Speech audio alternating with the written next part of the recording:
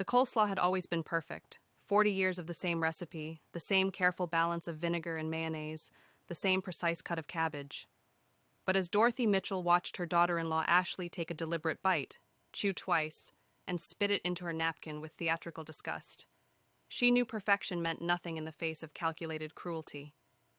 "I'm so sorry, Mother Dorothy," Ashley said, her voice dripping with false sweetness as she pushed the plate away.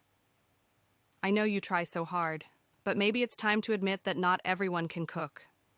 Some people are just meant to, well, clean up after others." She glanced meaningfully at Dorothy's weathered hands, still bearing the faint smell of industrial cleaning solution from her morning shift at the Manhattan office building. Brian, Dorothy's only son, sat beside his wife, methodically cutting his untouched sandwich into smaller and smaller pieces. He didn't look up. He never did anymore. This was Sunday dinner at Dorothy's small apartment above the deli, the 104th Sunday since Ashley had entered their lives, the 104th performance of this particular cruelty. Dorothy had stopped counting the smaller humiliations. "You know," Ashley continued, scrolling through her phone with one manicured hand, "I was just telling my followers about authentic New York delis. The real ones, not these." She gestured vaguely at Dorothy's carefully set table. Attempts at relevance. "Brian, honey, show your mother the post." Brian cleared his throat nervously, that familiar sound that preceded his reluctant participation in his wife's cruelties. "Maybe later, Ash. Mom worked hard on dinner." "Worked hard?" Ashley laughed, a sharp sound like breaking glass. "That's the problem, isn't it? Working hard at the wrong things. Dorothy, you're 68 years old. You wake up at 4 in the morning to clean offices, then come back here to make sandwiches for a handful of customers who probably only come out of pity. When are you going to accept that it's time to let go?" Dorothy's fingers found the worn gold band on her left hand, spinning it slowly, a habit from 43 years of marriage, 15 years of widowhood. Thomas would have known exactly what to say to this woman. Thomas would have protected her. But Thomas was gone, and their son had chosen his side. "The deli has been here for 10 years, Dorothy said quietly. "It's not much, but it's mine." "Exactly," Ashley said, finally looking up from her phone. "It's not much. Do you know what that corner location could be worth? What someone with actual vision could do with it? Someone young enough to matter?" The words hung in the air like smoke from burnt toast.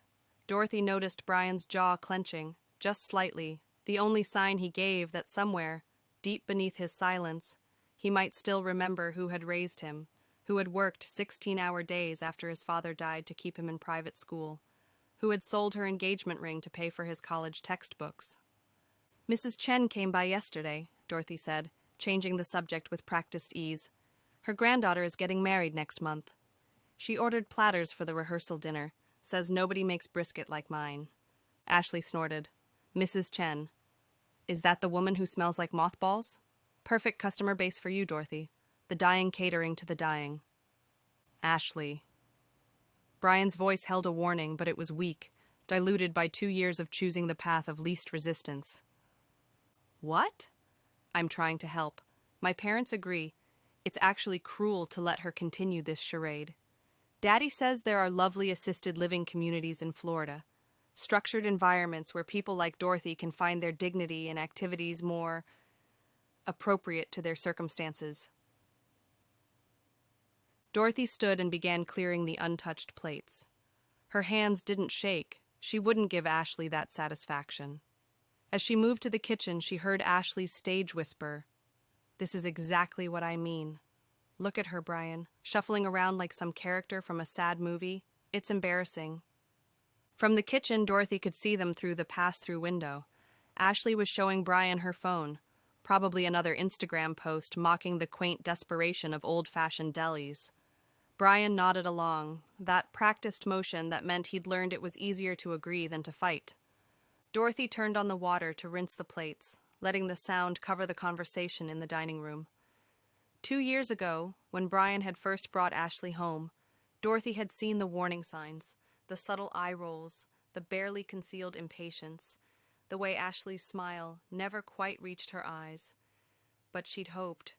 She'd hoped that love would soften the edges, that time would build bridges, that perhaps Ashley would see what this small deli meant, not just as a business, but as a testament to survival, to the immigrant dream that Dorothy's parents had brought from Poland, to the recipes that connected her to grandmothers she'd never met. Instead, Ashley had seen weakness, and worse, she'd taught Brian to see it too.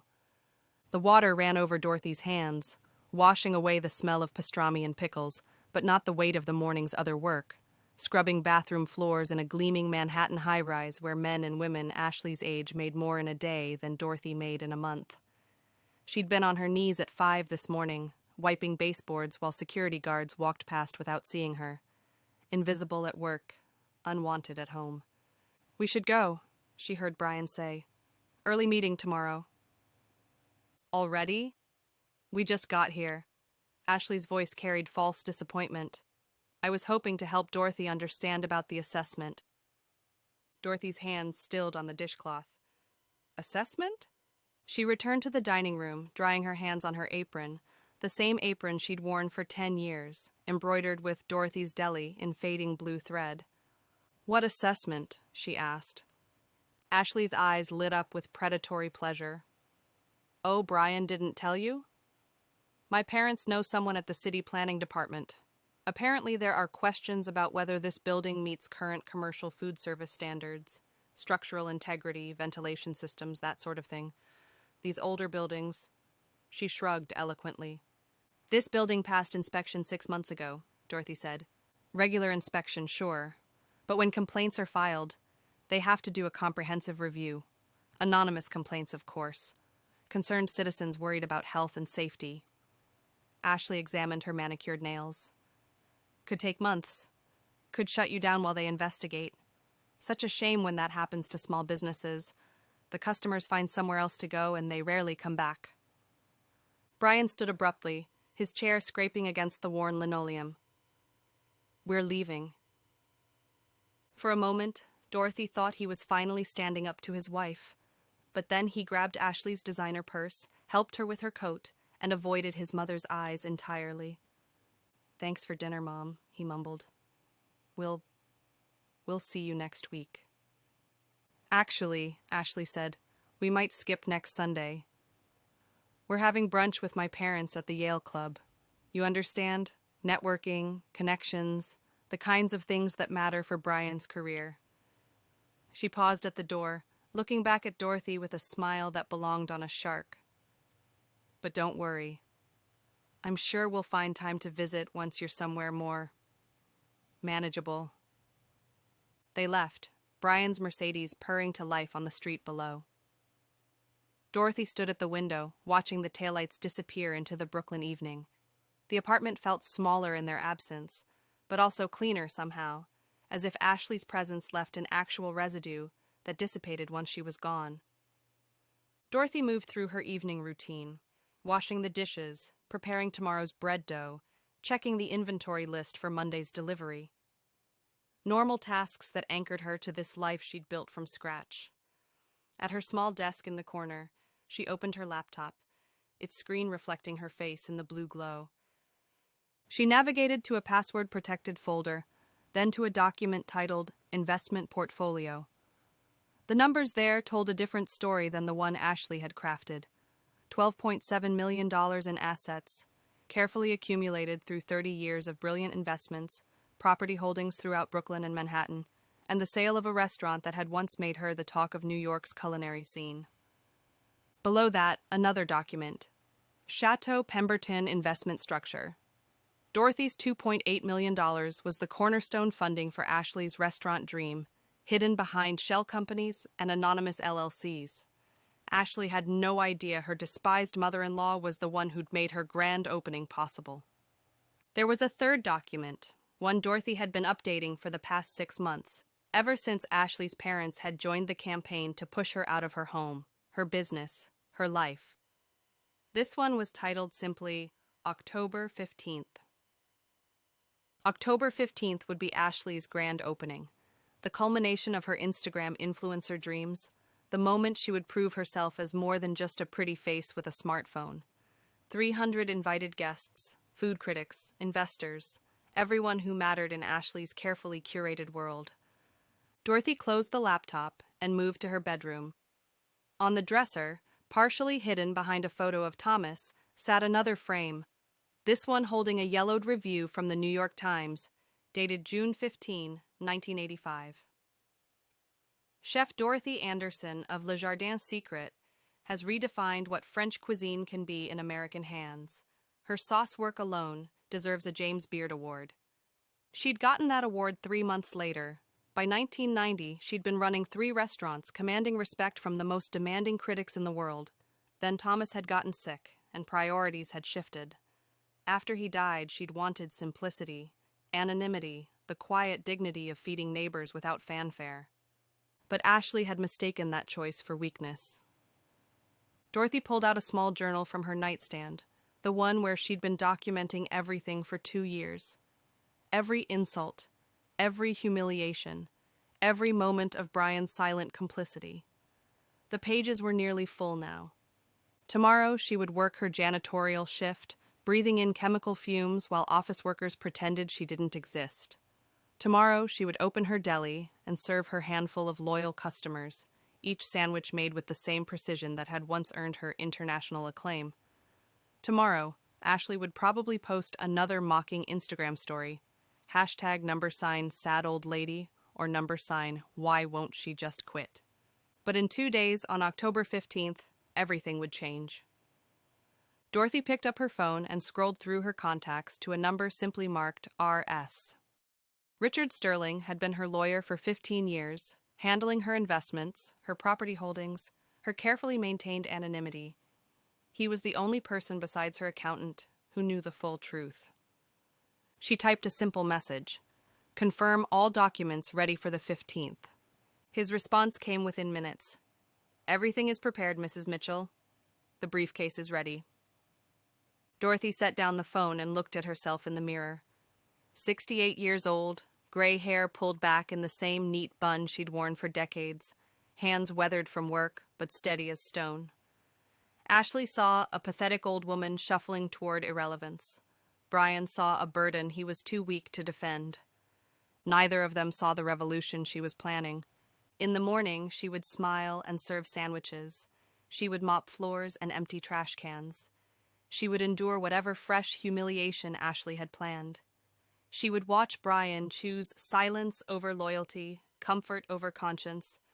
But October 15th was coming, and when it arrived, Dorothy would teach them all a lesson about the danger of underestimating a woman who had already lost everything that mattered, and survived. The deli's neon sign flickered outside her window, casting intermittent red light across her bedroom wall.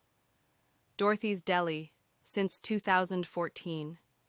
10 years of quiet dignity, of choosing simplicity over fame. Ashley was right about one thing: it was time for a change. But not the change Ashley expected. Dorothy turned off the light and lay down, her hand automatically reaching for the empty space where Thomas used to sleep. Some nights, she still talked to him, telling him about the day, about Brian, about the ways their son had disappointed them both. Tonight, she had only one thing to say to the darkness. 2 more days, Thomas. 2 more days, and then I stop being invisible. Outside, Brooklyn hummed with its eternal energy, sirens and car horns, and the distant rumble of the subway. The city that had made her, broken her, and rebuilt her more times than she could count. The city that would witness her resurrection in 48 hours. Dorothy closed her eyes and began to plan tomorrow's sandwich specials. The same routine that had sustained her for 10 years, the rhythm of ordinary life that masked extraordinary secrets. She would make the pastrami with extra care tomorrow, the way her grandmother had taught her, the way she'd refined in the kitchens of Le Jardin Secret when critics had called her a genius. Ashley could spit out her food, mock her choices, try to tear down everything she'd built. Brian could sit in shameful silence, choosing his wife over his mother again and again. But they couldn't take away what they didn't know existed. And in 2 days, Dorothy would show them exactly what they'd been too blind to see. The last thing she thought before sleep took her was not about revenge or vindication. It was about the simple pleasure of making a perfect sandwich, the weight of the knife in her hand, the rhythm of chopping and slicing that connected her to every woman in her family who had ever fed someone they loved. That was what Ashley would never understand. That dignity wasn't about age or relevance or Instagram followers. It was about showing up every day, doing the work, and knowing your own worth even when the world insisted you had none. 2 more days. Dorothy slept peacefully for the first time in months, dreaming of October 15th and the moment when the invisible woman would finally be seen. The morning of October 15th arrived with unseasonable warmth, the kind of Indian summer day that made Brooklyn feel almost forgiving. Dorothy Mitchell had been awake since 3:30, not from anxiety but from habit. 40 years of kitchen work had programmed her body to rise before the sun, to begin the daily ritual of transformation that turned raw ingredients into sustenance. She stood in her deli's kitchen, hands working automatically through the familiar motions, slicing pastrami with the precision of a surgeon, arranging pickles in perfect formation, measuring the coleslaw dressing to the exact proportions that had won her praise when she was still Dorothy Anderson, when food critics had hung on her every innovation. Today's platter would be her finest work, not because she needed to prove anything, that time had passed, but because craftsmanship mattered, excellence mattered, even when it would be destroyed. The bell above the door chimed at 6:30.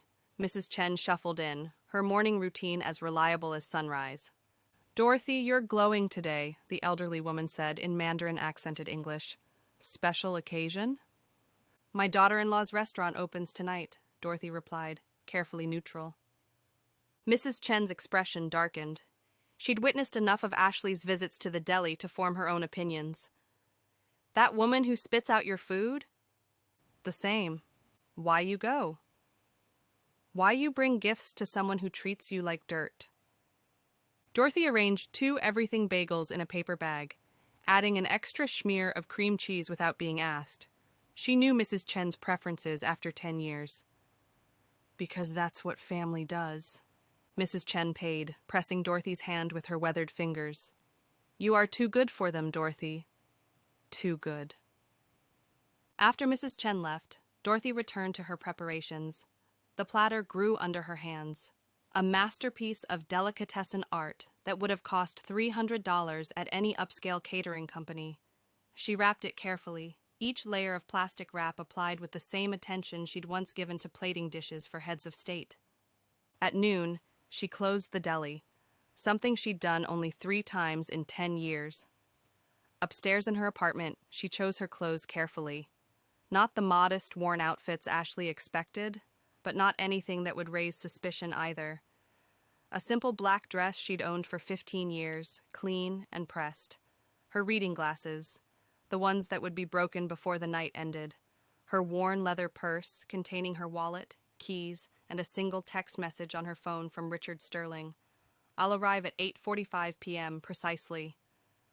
The Mercedes was parked outside at 7 o'clock, Brian punctual as always when Ashley demanded it. Dorothy climbed into the back seat, balancing the platter on her lap. "Mom," Brian said, glancing in the rearview mirror, "you didn't have to bring anything." "I wanted to contribute." He drove in silence for several blocks before speaking again. "Ashley's nervous. This is important to her. To us. Just, could you try not to—" He trailed off, unable to articulate what he wanted her not to do. Exist, perhaps. Take up space. Remind everyone that Ashley Pemberton's mother-in-law was a cleaning woman who ran a failing deli. "I'll be on my best behavior," Dorothy said. Brian's shoulders relaxed slightly. He didn't know his mother well enough anymore to recognize the particular tone she used when she was telling the absolute truth in a way that meant something entirely different from what he heard.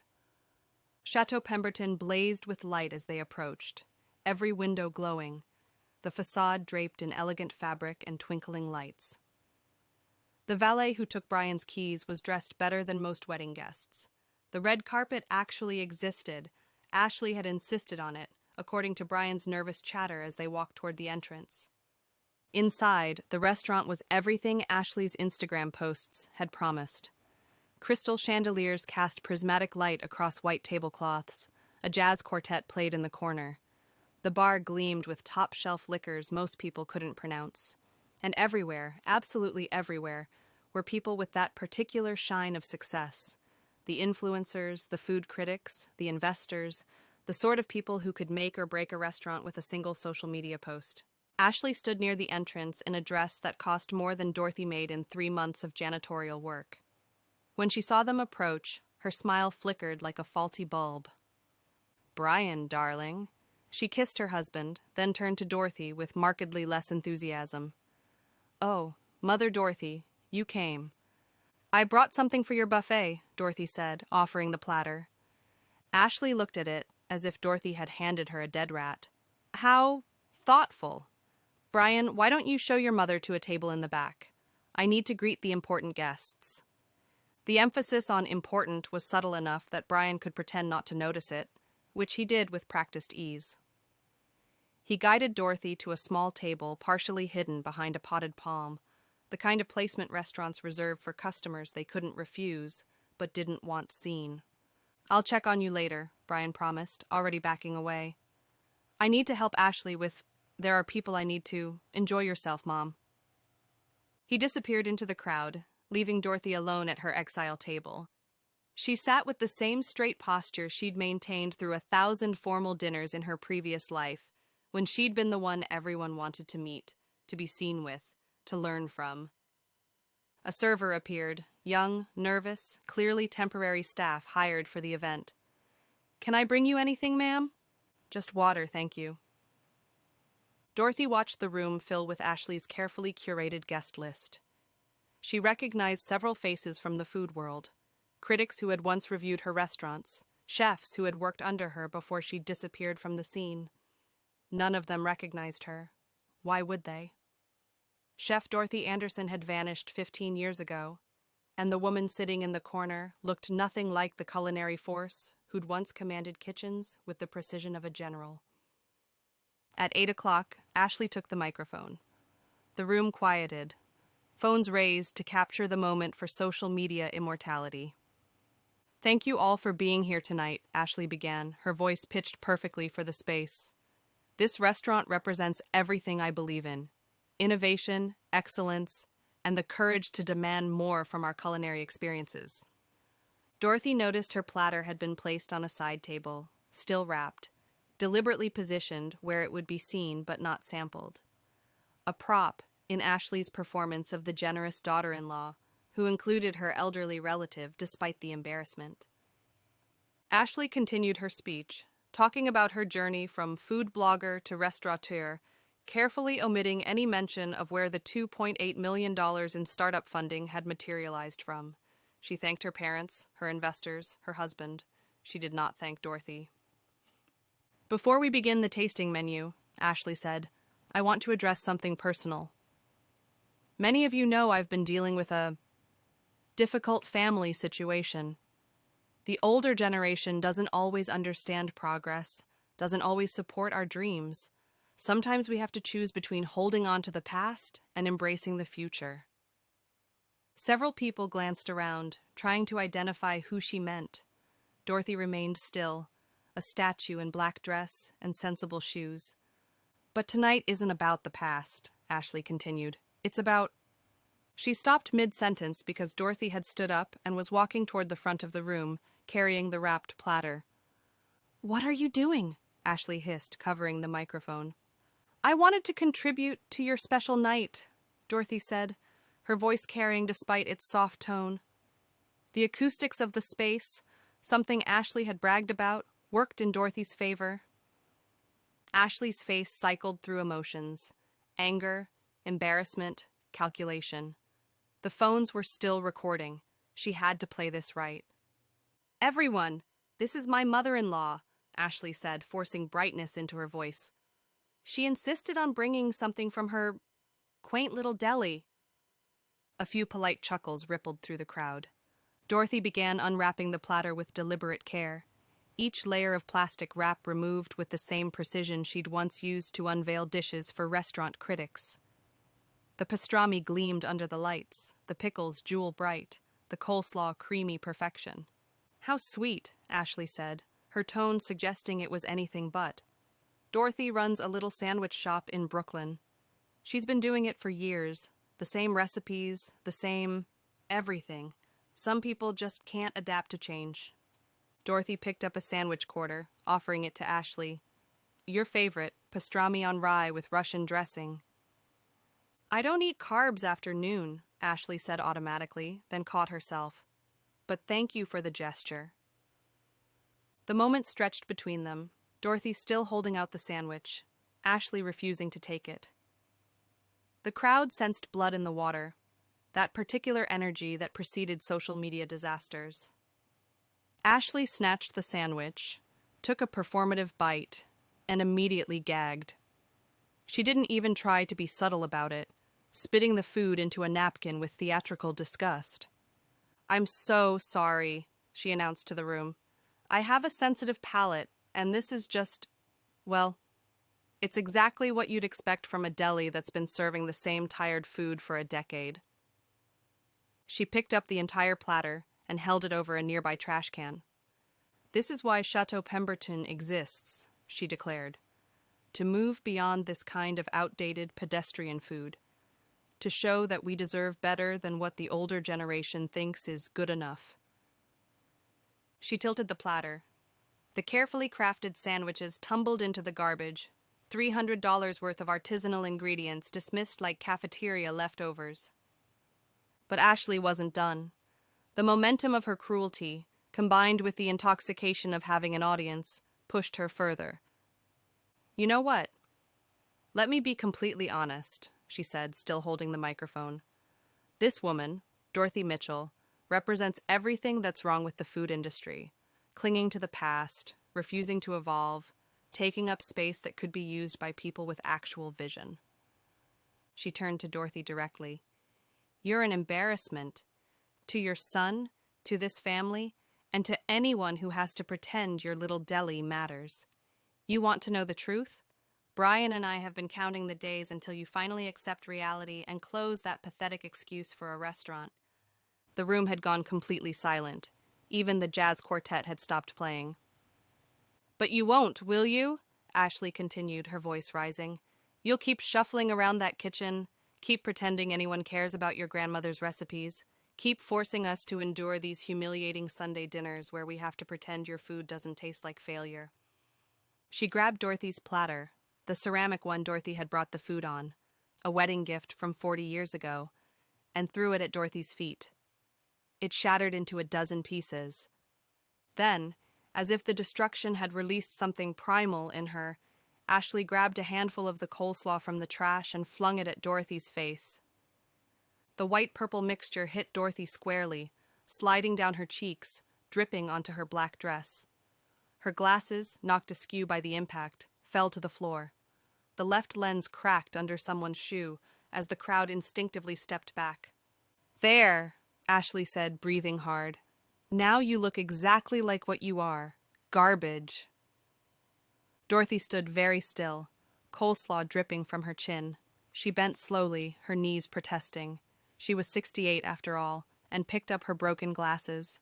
When she straightened, she looked directly at Ashley, then at Brian, who stood frozen by the bar, his face the color of expensive paper. You've made yourself perfectly clear, Dorothy said. Her voice was steady, almost conversational. Now I'll make myself clear as well. Ashley laughed, high and sharp. What are you going to do? Give us the silent treatment? Stop making your sad little sandwiches for us? Please, do us all a favor. Dorothy wiped coleslaw from her face with deliberate calm. Brian, she said, come here. Her son moved forward as if pulled by invisible strings, the voice of maternal authority still somehow coded in his DNA despite years of neglect. Mom, Be quiet. Dorothy had never spoken to him like that, not once in 35 years. You stood there. You watched your wife humiliate me, assault me, in front of 250 people, and you stood there. Mom, please. I said be quiet. She turned to address the room. All of you saw what just happened. You recorded it. You'll post it. You'll share it with commentary about family drama and restaurant openings gone wrong. But before you do, I want you to remember this moment. The moment when Ashley Pemberton showed you exactly who she is. Ashley grabbed the microphone back. Security! Someone get this woman!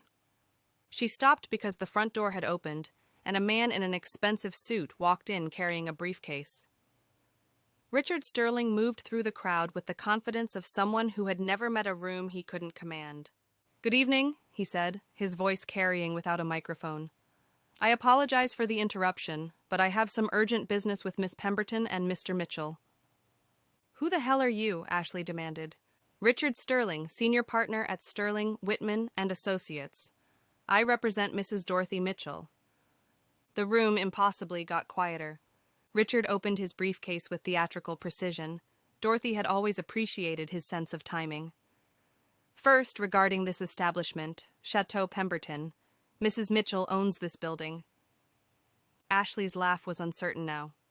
"That's ridiculous. The building is owned by Hudson Property Management, a subsidiary of Anderson Holdings," Richard continued smoothly, "which is wholly owned by Mrs. Dorothy Mitchell.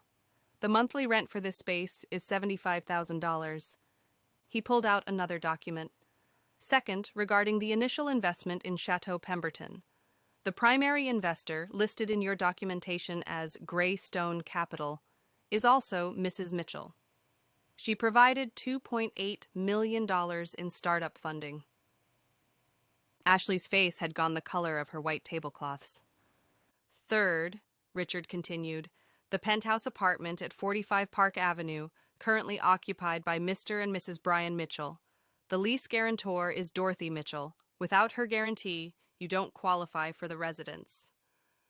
"This is lies," Ashley whispered. "This is all lies." Richard pulled out his phone, connected it to the restaurant's sound system with practiced ease, and played a recording. Ashley's voice from 5 minutes ago. "You're an embarrassment.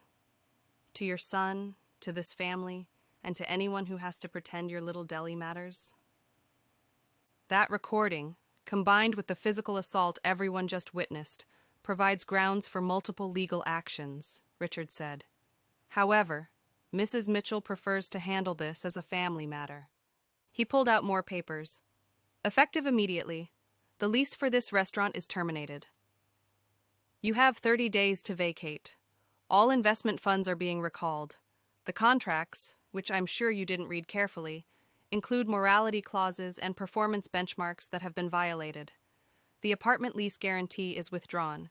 You have 60 days to find alternative housing or alternative guarantors."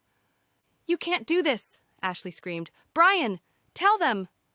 But Brian was staring at his mother with the expression of someone seeing her for the first time. "Mom? You're rich?"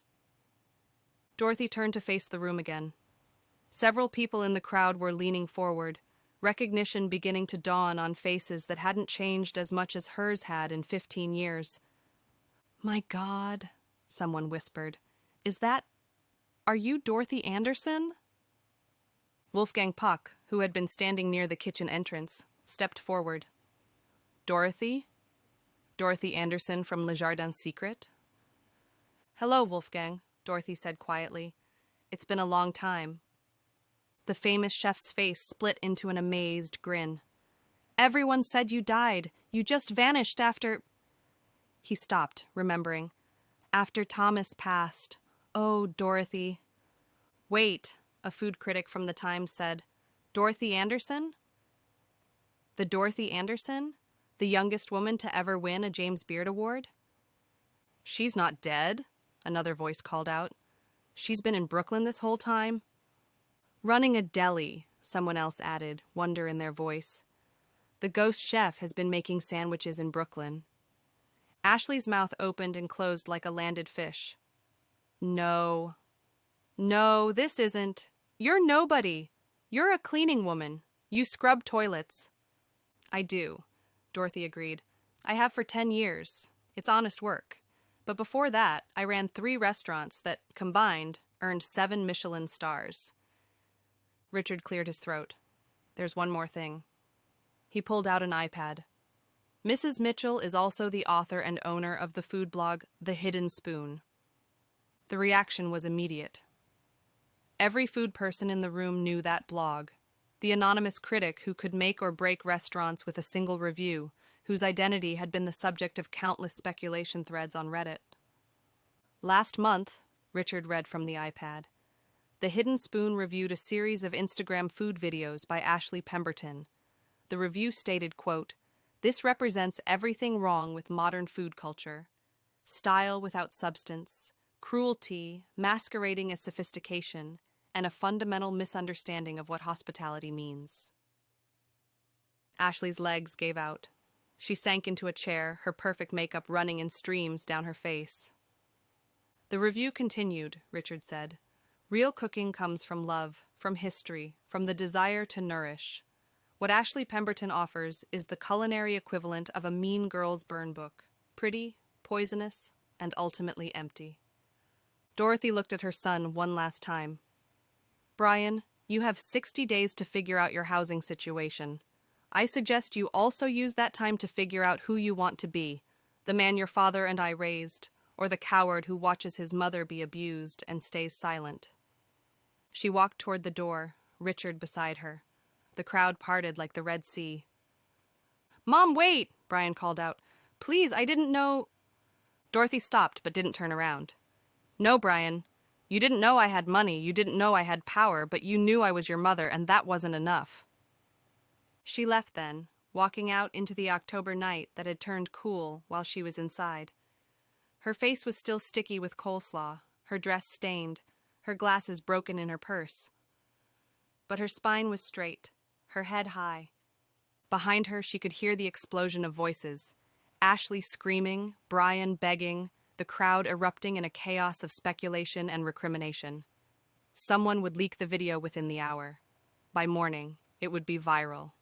The food world loved nothing more than drama, and this was Shakespearean in its scope. Richard drove her home in his BMW, neither of them speaking until they reached Brooklyn. The papers for the reassignment of assets? Dorothy finally asked. Ready for your signature. The foundation will be established by month's end. The Second Chance Kitchen Foundation. Dorothy's plan to use her wealth to help other abuse victims start over, to build something from nothing, to find dignity in work and purpose in survival. And Brian? Richard glanced at her in the rearview mirror. The divorce papers will probably be filed by Ashley within the week. The prenup he signed at her insistence means he'll get nothing. Without your guarantee, he can't afford the apartment. Without her connections, he'll likely lose his job. Dorothy nodded. It was what she'd expected. They pulled up outside Dorothy's deli. The neon sign still flickered, still promised sandwiches and comfort food to anyone who needed it. Will you be all right? Richard asked. Dorothy thought about the question. She was 68 years old. She'd just destroyed her relationship with her only child. She'd exposed herself to public scrutiny after 15 years of carefully maintained privacy. But she was also free. For the first time in 2 years, she was completely, utterly free. I'll be fine, she said. I have work to do tomorrow. Mrs. Chen likes her bagels fresh. Richard smiled. The reservation at 11 Madison Park stands, if you want it. Danny Meyer would love to see you. Maybe someday, Dorothy said. But not yet. I'm not ready to be Dorothy Anderson again. She climbed the stairs to her apartment, shedding the stained dress, washing her face, finding her spare glasses. In the mirror, she looked older than she had this morning, but also somehow younger. The weight she'd been carrying, not just of the abuse, but of the secret, of the pretense, was gone. Her phone was buzzing. Messages from numbers she hadn't seen in 15 years, chefs, critics, food writers, all wanting to know if it was really her, if she was really back, if the ghost of the culinary world had truly been making pastrami sandwiches in Brooklyn all this time. She turned the phone off and went to bed. Tomorrow she would wake at 4:30. She would prepare the bread, slice the meat, mix the coleslaw. She would serve Mrs. Chen and her other regulars, the people who had been loyal not because she was famous, but because she made good food with care and consistency. But tonight, for the first time in 2 years, she would sleep without the weight of other people's cruelty pressing on her chest. The city hummed outside her window, sirens and arguments and the eternal energy of New York.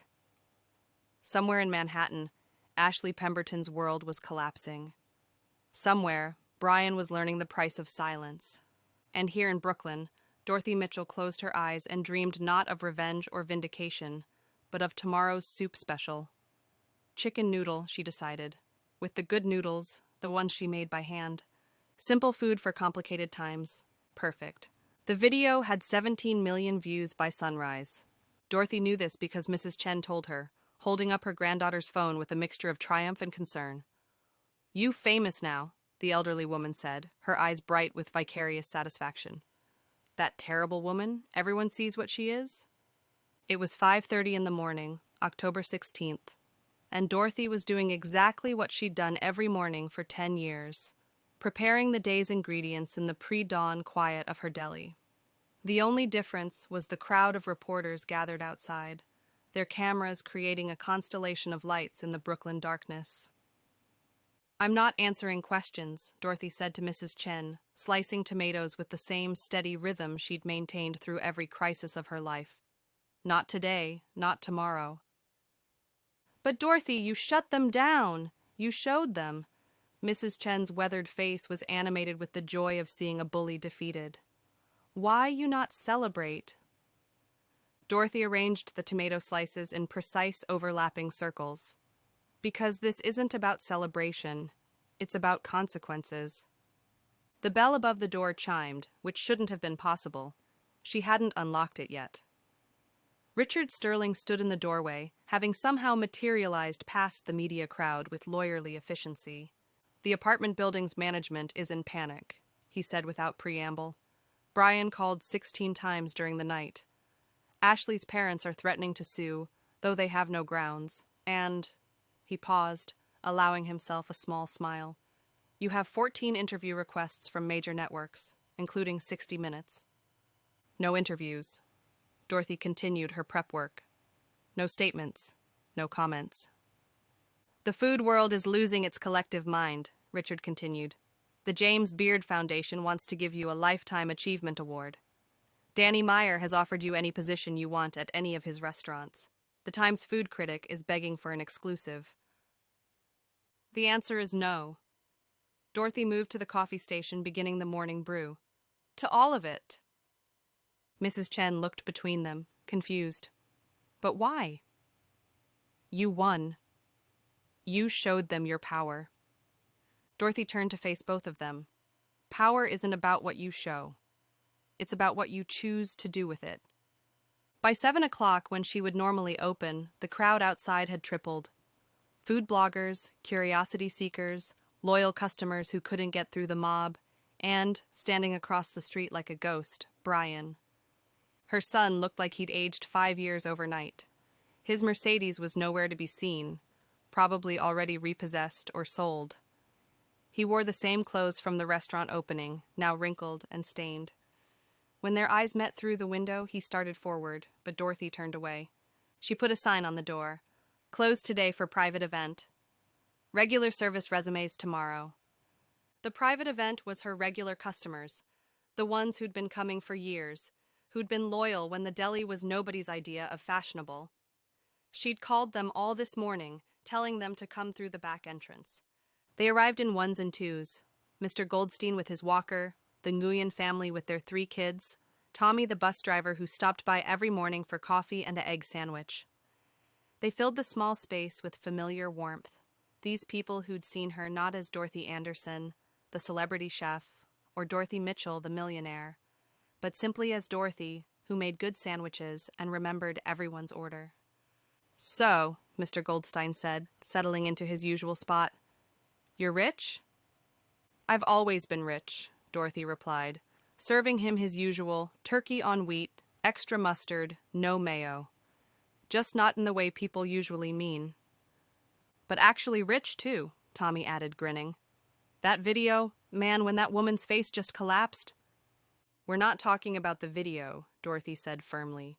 "We're not talking about last night. We're talking about normal things. Mr. Goldstein, how's your grandson's bar mitzvah planning going?" They understood, these people who'd become her real family over the past decade. They talked about normal things, the weather, the Mets' disappointing season, the new pharmacy that was driving out the old one. They ate their sandwiches and drank their coffee and created a bubble of normalcy in what had become a very abnormal day. Around noon, the back door opened again. Dorothy looked up, expecting another regular, but it was Emma, her niece, Thomas's brother's daughter, whom she hadn't seen in 3 years. Aunt Dorothy? Emma was 28 now, a teacher in Queens with Thomas's same gentle eyes. I saw the video. I came as soon as I could. Dorothy came around the counter and embraced her niece, the first real human contact she'd had since everything exploded. Emma hugged her back fiercely. "Why didn't you tell us?" Emma asked. "About Brian, about Ashley, about what you were going through." "Because suffering isn't something you share like gossip," Dorothy said, "and because I needed to handle it my way." Emma stayed through the afternoon, helping serve the regulars, learning the rhythm of the deli. She had her uncle's hands, steady, careful, meant for creating rather than destroying. "I could help out," Emma offered. "I have afternoons free. You shouldn't be doing this alone." Dorothy considered. For 10 years she'd insisted on solitude, on self-sufficiency, but maybe that had been another form of hiding. "Minimum wage to start," she said. "You learn from the bottom." Emma smiled. Thomas's smile. "Deal." As the sun set on October 16th, Dorothy finally had to face what waited outside. The crowds had thinned but not disappeared. Brian was still there, sitting on the curb now, head in his hands. She went to the window and watched him. Her son, who'd inherited her eyes and Thomas's weak chin, who'd been such a sweet child before the world, and Ashley had taught him that kindness was weakness. Her phone buzzed. Ashley's number. Against her better judgment, she answered. "You've destroyed everything." Ashley's voice was raw, hysterical. "The restaurant is closed.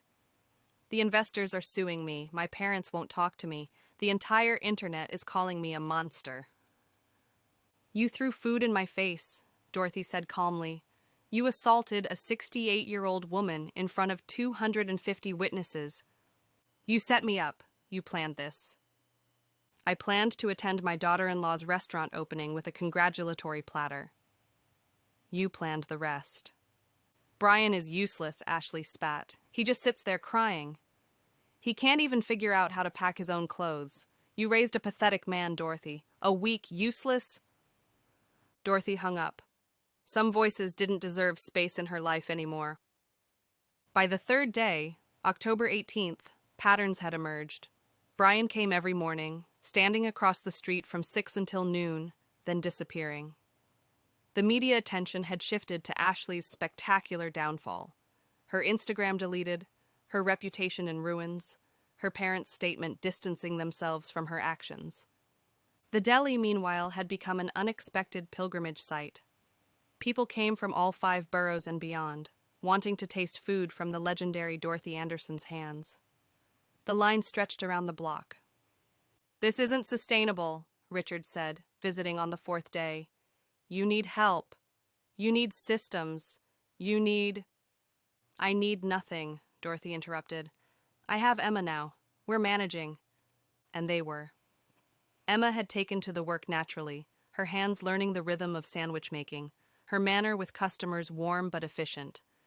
Together, they served hundreds where once Dorothy had served dozens.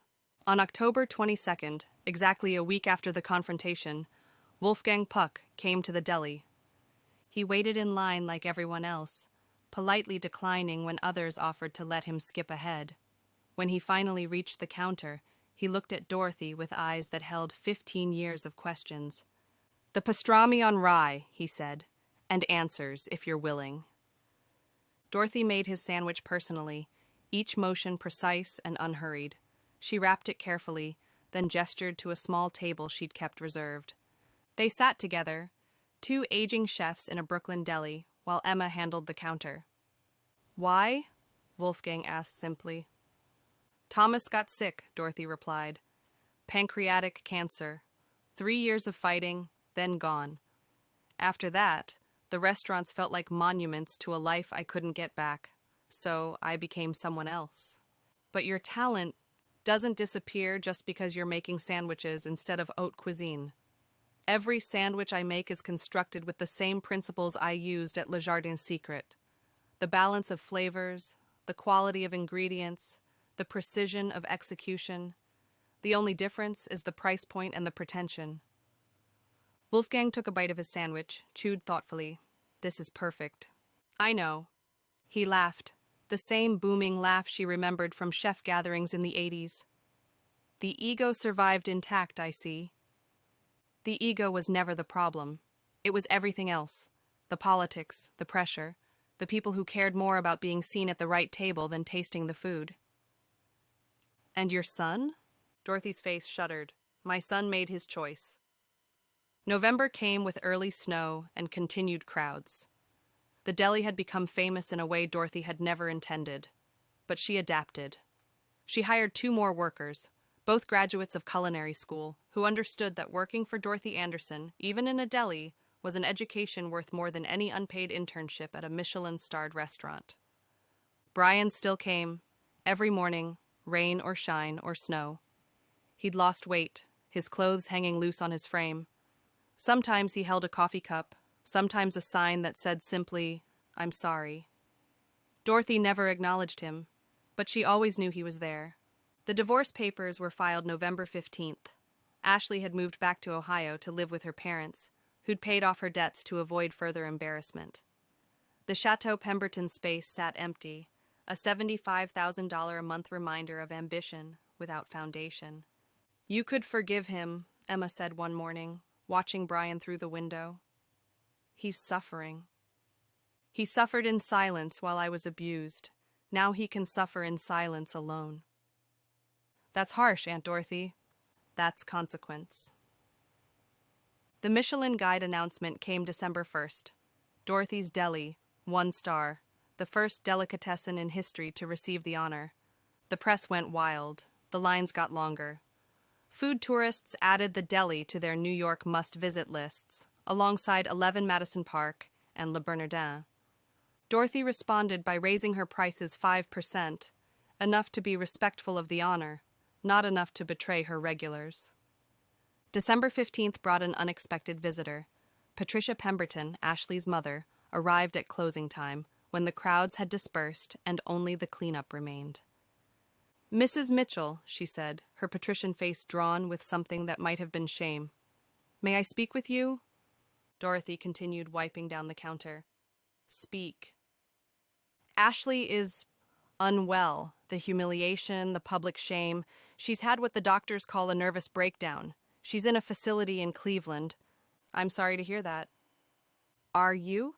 Patricia's composure cracked slightly. You destroyed her. She destroyed herself.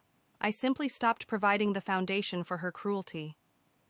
She's 28 years old. She's 32, and old enough to know that actions have consequences. Patricia stood straighter, her WASP training reasserting itself. What would it take for you to forgive? To make a statement that might help rehabilitate? Nothing. Dorothy looked directly at the woman who'd told her 6 months ago that she should be in a retirement home.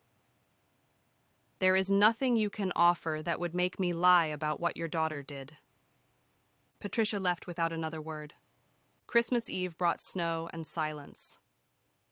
The deli was closed for the first time on that date. Dorothy had always stayed open for people with nowhere else to go, but this year, Emma had insisted on hosting dinner at her apartment. Dorothy arrived with 2 shopping bags full of ingredients, ready to cook for Emma and her boyfriend and his family. Normal people, kind people who knew her story, but didn't treat her like either a victim or a celebrity.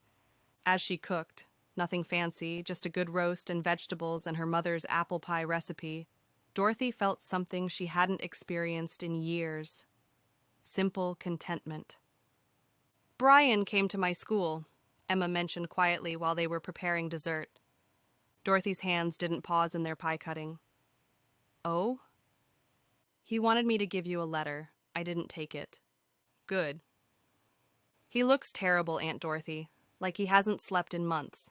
He made his choice. People make mistakes. Yes. Dorothy handed her a perfect slice of pie. and sometimes those mistakes cost them everything. January 2025 arrived with the kind of bitter cold that made Brooklyn feel like another planet. The deli's popularity had stabilized, still busy, but manageable. The tourists came for the story, but the regulars came for the food, and Dorothy served both with equal precision. The Netflix documentary crew arrived January 15th. Dorothy had refused to participate, but they interviewed everyone else: the party guests, food critics, even Ashley's parents. The story they were telling wasn't really about food or family. It was about power and who got to wield it, about visibility and invisibility, about the moment when someone who'd been dismissed as irrelevant revealed they'd been essential all along. February brought a surprise. The Second Chance Kitchen Foundation, which Dorothy had established with her fortune, opened its first location in the Bronx. A commercial kitchen where abuse survivors could learn culinary skills, start catering businesses, build something from nothing. Dorothy attended the opening quietly, without fanfare, and left before the media noticed her presence. March marked 6 months since the confrontation. Brian still came, though less frequently now, maybe twice a week instead of daily. He'd gotten a job, she'd heard from Emma, working at a nonprofit that helped homeless veterans.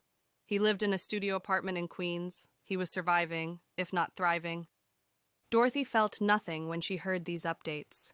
The part of her heart that had belonged to her son had been surgically removed the night he stood silent while his wife assaulted her.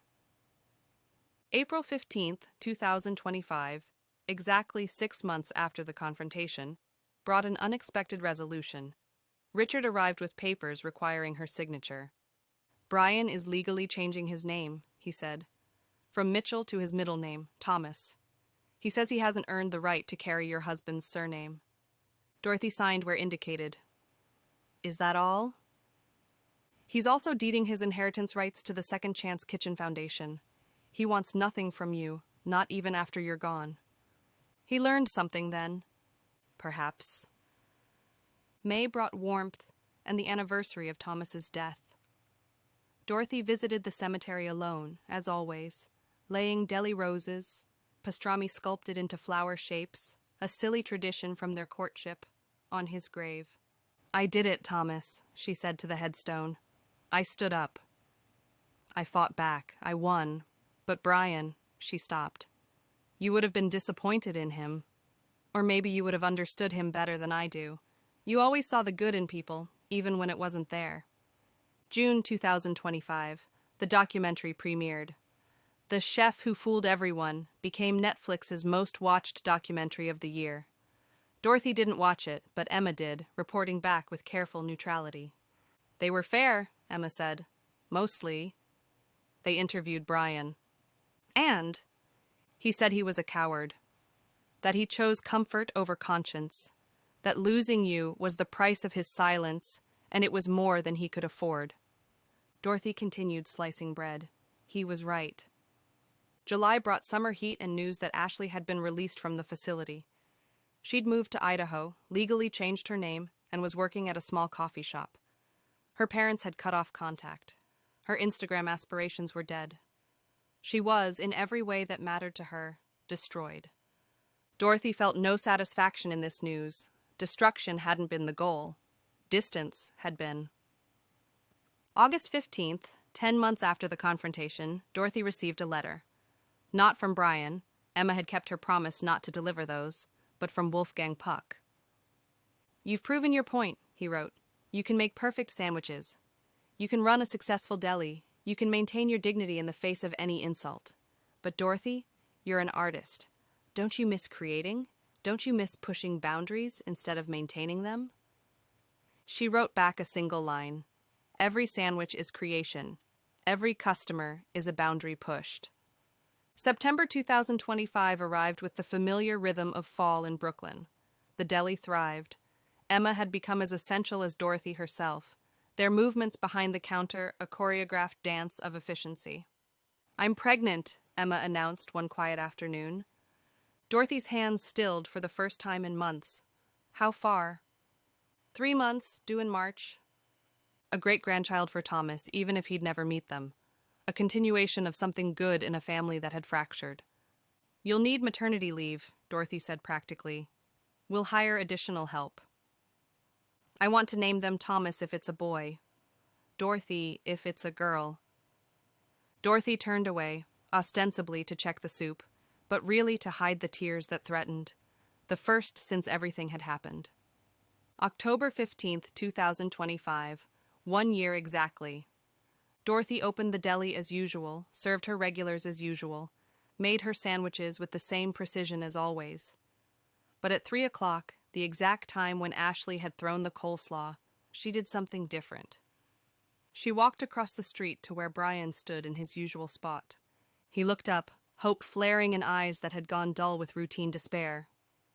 "I don't forgive you," Dorothy said. "I will never forgive you. But I want you to stop coming here. It's done. We're done. Live your life somewhere I don't have to see it." Brian nodded, tears streaming down his face. "I understand.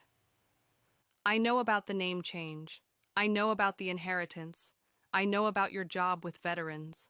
None of it matters. None of it changes what you chose in the moment when I needed you most. I know. Then go. And don't come back." Brian turned and walked away. He didn't look back. Dorothy knew somehow that this was the last time she'd see her son. She returned to the deli, where Emma was handling the afternoon rush with increasing confidence despite her growing belly. This was her family now. Emma, the regular customers, the employees who'd become friends, the community that had formed around shared meals and simple kindness. November brought the second Michelin star, unprecedented for a delicatessen. December brought lines that stretched for 2 blocks. January 2026 brought Emma's maternity leave and a new assistant manager who'd graduated top of her class at CIA. February brought unexpected news. Ashley Pemberton, or whatever she called herself now, had given an interview to a small Idaho newspaper. In it, she'd said, "I was wrong. I was cruel. I was everything people said I was. Mrs. Mitchell didn't destroy me. She showed me who I was, and I destroyed myself." Dorothy read the quote twice, then recycled the paper. Some apologies came too late to matter. March 15th, 2026. Emma gave birth to a healthy girl, Dorothy Emma Chen. Little Dottie, as she was immediately nicknamed, had Thomas's gentle eyes and Emma's determined chin. Dorothy held her great-niece in the hospital room, this new life unmarked by the failures and cruelties that had shaped the past 2 years. "She'll know her worth," Dorothy said to Emma. "From the very beginning. She'll never doubt it, never let anyone make her small, never choose silence when she should speak." "She'll learn from the best," Emma said. April brought spring and changes. The deli expanded into the space next door, not to become bigger, but to become better. A teaching kitchen where Dorothy could pass on not just recipes, but principles. The first students were all women over 50, women who'd been told they were too old to matter, too set in their ways to change. Dorothy taught them that excellence had no expiration date. May 2026, the anniversary of Thomas's death again. This time, Dorothy brought little Dottie with her to the cemetery, the baby sleeping in her carrier while Dorothy laid out the pastrami roses. "She has your eyes," Dorothy told the headstone, "and Emma has your kindness. The good parts of you survived, Thomas, the weak parts." She thought of Brian, somewhere in the city, living his life in permanent exile from his family. The weak parts ended with our son. June brought summer and surprises. The James Beard Foundation awarded Dorothy their Lifetime Achievement Award. She accepted it via video message, refusing to attend the ceremony, but thanking them for recognizing that a life's work could take many forms. July brought heat and happiness. The deli had become more than a business. It was an institution, a place where people came not just for food, but for the sense that excellence and kindness could coexist, that dignity didn't require wealth or fame, that a sandwich made with care was its own form of art. August brought a final letter, delivered by Richard. Brian had written it before disappearing completely, moving to Seattle, Richard said, to start over where no one knew his story. Dorothy didn't open it. She handed it back to Richard. "Shred it. You might regret..." I regret many things. Not reading that letter won't be one of them. September brought the familiar rhythm of fall preparation. October arrived with its burden of memory. 2 years since the confrontation that had changed everything. October 15th, 2026. 2 years, exactly. Dorothy stood in her deli at 5:30 in the morning, just as she had every day for 12 years. The space was larger now, but still felt intimate. The menu was still simple, but perfectly executed. The customers were more numerous, but the regulars still got their usual tables. Mrs. Chen shuffled in at her usual time, older now, but still fierce. 2 years, she said simply. 2 years, Dorothy agreed. You happier now? Dorothy considered the question. She thought of Emma and little Dottie. She thought of the teaching kitchen and the students who'd found new purpose there. She thought of the Second Chance Kitchen Foundation, which now operated in 5 cities. She thought of the quiet dignity of work done well, of sandwiches that brought comfort, of the choice to be excellent even when no one was watching. I'm not happier, she said finally, but I'm free. Mrs. Chen nodded. Freedom better than happiness sometimes. The morning rush began, the familiar dance of orders and preparation. Dorothy moved through it with the same precision she'd brought to everything in her 68 years, now 70 years, of life. At noon, Emma arrived with Dottie, the baby now old enough to sit in a high chair and gnaw on a piece of challah bread. 3 generations in the deli, if you counted it right, the continuation of something good. Tell me about Grandpa Thomas, Emma said suddenly. Not the sad parts. The funny parts. The parts that made you fall in love.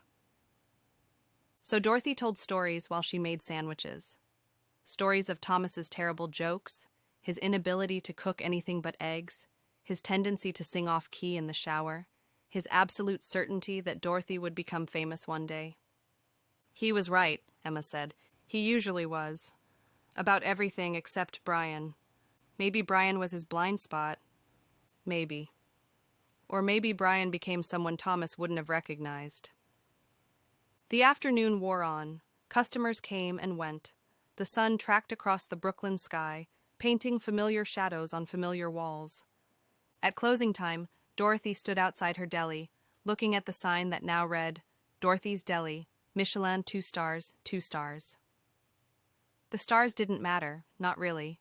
What mattered was that tomorrow she would wake at 4:30, prepare the bread, slice the meat, serve the people who counted on her for more than food. She thought of Ashley, hiding in Idaho under a new name. She thought of Brian, building a new life in Seattle. She thought of the people who'd stood silent that night at Chateau Pemberton, watching an old woman be humiliated for sport. None of them mattered anymore. What mattered was Mrs. Chen's morning bagel. What mattered was Emma learning the family recipes.